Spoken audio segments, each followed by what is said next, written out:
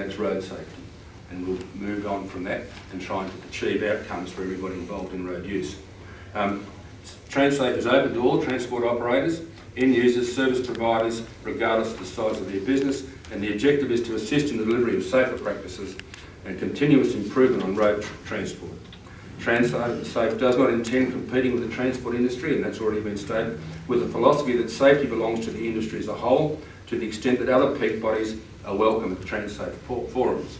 And you know, at the first forum, I think we've probably got over 100 people here, and I hope going forward in regional Western Australia, Steve, that you actually get all the local operators involved in these forums, because they're absolutely critical if you're going to achieve the outcomes you're trying to get to.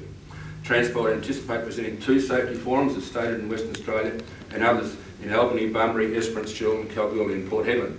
I actually last year had a number of forums, not on safety but on transport, in a number of these places, and at times there was not a great roll-up, I will admit, and in some locations there was certainly a great interest in regard to where transport's going, especially in the heavy haulage industry in Western Australia.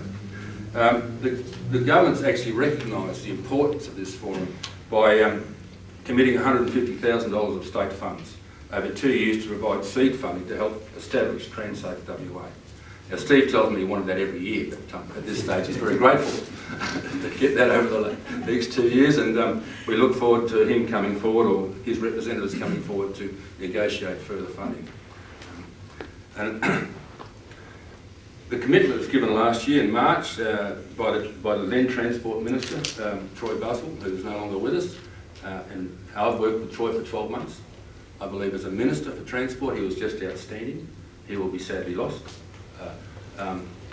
I think Troy put in place a number of great policy initiatives that have put transport in Western Australia in the right place. And I certainly expect and hope the new Minister will be of the same ilk. And I note with interest discussion later on today in regard to the new compliance and enforcement regulations in Western Australia. This has been quite a contentious issue even when I was farming, chain of responsibility.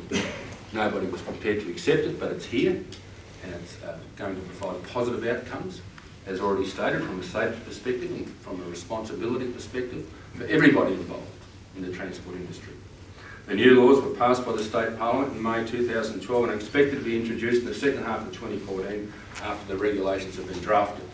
The regulations are always drafted after the bill goes through the House. A comprehensive communication campaign is being undertaken to ensure all stakeholders and industry members are informed of the changes to existing legislation and the potential impacts on their businesses leading up to the implementation. The new laws will seek to improve road safety, reduce infrastructure damage, improve deterrence and enforcement, promote a level playing field for industry, and improve business efficiency and compliance. The new state legislation will, for the first time, place obligations on all